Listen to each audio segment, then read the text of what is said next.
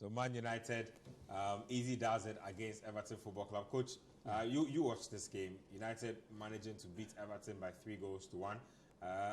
You like the selection from Ten Hag, and what do you make of the progress of the team so far? I mean, this was an FA Cup game, but it was a good game to actually judge the team's progress. Exactly. Look, after the first 2 games of the season where United were in 6s and 7s, the coach he himself needed some form of adjustment to the English game. This manager had shown that he's indeed very, very smart. He knows his job. He knows what he wants. So he's choosing players who will fit in whatever system he wants to play. Yeah. But the main catalyst to everything Ten Hag has done so far has to be Carlos Casemiro.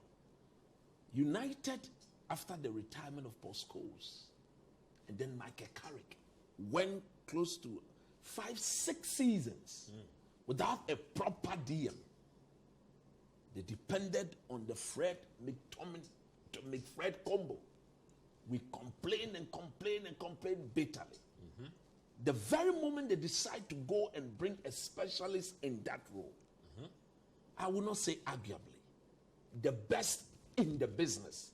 Because if you're not good enough, you not play for Real Madrid for close to 9 years in that role, dominating every opponent. That is what Casemiro brings to the party.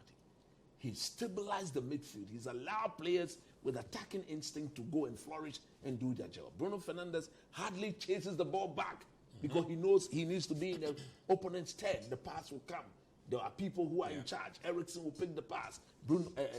Carlos Casemiro will pick the pass. So he's gotten everybody to believe. And Marcus Rashford, you may not like him, but I believe he's been properly coached now. Because he bombed onto the scene at the age of 17, 18 years. Under Van Gaal, I believe. Under Van Gaal. That's how long it's been. He's been coached by Mourinho. He's been coached by Solskjaer. Yeah. I think they all didn't coach him properly. If you put the burden of Manchester United on the shoulders of a 17, 19, 20-year-old player, then there's problem wrong with you as a coach. But what this man has done, he's just told the boy, go and enjoy yourself. Be free. This is what I expect from you. Press the ball as and when you need to press the ball. Play for the team. When you are isolated against that fullback, take him on. And that's exactly. Seamus Coleman couldn't live with him. And therefore, whatever good things United did on the day, Rashford was involved. All the goals. It can only get better. But come Saturday, in that Manchester derby, that is where, for me as a Man United fan, I want to see where the progress has gotten to. Nobody will move ahead of time. If you're a United fan and you're watching scorecard, I'm saying don't move ahead of time. Because if you do that, you end up getting nowhere. We are going to use Man City on Saturday. We know they are the better team in the land. They are by far. Pep has been in this job for close to 7 years. We have just gotten a manager who has just been there for less than 6 months. So we are not at their level yet. They want to see a better Manchester derby than the 6-3 we saw in the first round. It was 60, right? Yes, it was 6-3. Make it even more competitive. Casemiro be in the mix of things, and let's see how it goes. But look, Ten Hag is on track. The team will be sold latest by March, April. In the summer. In the summer. Oh, no more. In the summer. If I were you, I wouldn't be so optimistic. See, new owners take a while. I mean, that's even if an agreement is going to be reached. This Man United sale, the way the Glazers are handling it, we are not talking. We wake up one morning, boom, it's out there. The team sold. The board dissolved. Meta, Arnold, get a newly board constituted. Then we'll go into the market. Osimhen, João Felix, Why are you Enzo Fernandez. I've said it. Why are you sitting I said it on Sports Panorama. If nobody pays the money, United don't have money to spend on Enzo Fernandez this January. That's also take my word. If nobody buys this boy in January, in the summer, I don't remember when I just want to go on something. He's the number 9 we want. Yeah, I mean, go ahead. And on Carlos Casemiro, I knew that when he came, he solidified the defense, he did protect the defense. But his passing, his passing is very underrated. I think we didn't see it at Roma. It has always been. But we didn't notice it because Real Madrid, Kroos and Modric overshadowed the passing and part that's of what I'm this saying. game. If you watch Real Madrid, then Kroos and Modric will drop deeper than him, and he'd be almost like he's playing 10. They will come and pick up the ball and progress it. So you are not seeing his passing, but now he's a man and he's the one progressing.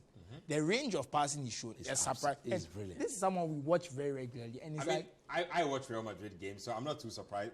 In fact, I think the next dimension of Casemiro you are going to see is the Casemiro who can actually get into the box. Oh, that one there, I used to say it at Real Madrid, but I'm saying that because Kroos and Modric were doing most of the progressing, you wouldn't appreciate him once or twice. Now that he's doing a lot, like he's right now the one who has to do a lot of, I'm like, okay, I think I always thought he was a very good player, but I say I underrated that part of his game. His ball playing skills. Oh, I underrated it. You remember when we bought him, that Sports Panorama show? Yeah.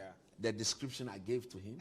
For me, I've always rated him highly. Yeah. Because look, if you're not good, you don't play for Real Madrid in that position. And he's won a lot. And won everything. Yeah, he's won a lot in that position. It's not like I knew that. Look, I knew that once he came to a team, Man U's defense will improve. Yes. Like there was no doubt about it.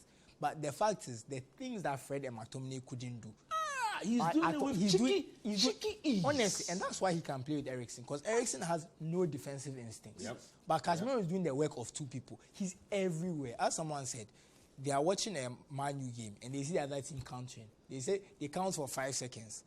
They expect that in the next 5 seconds, Casemiro has the ball. Exactly, and lo and behold, every time he's there. And you know what's crazy? A lot of people felt like he was on the wrong side of the age spectrum. And so United were getting a worn out and finished Casemiro. It appears as if, how old is he now? 30? Look, he's 30. I think he's going to give United crazy thing is 4 good years. Exactly. No, the thing is, the reason why everyone believes that is that Real Madrid, they are very good at selling. Yes. Usually when Real Madrid sell you, it means that the end is near or it's coming. No, let's be honest. Real Madrid, they've done that they've bent a lot of teams now.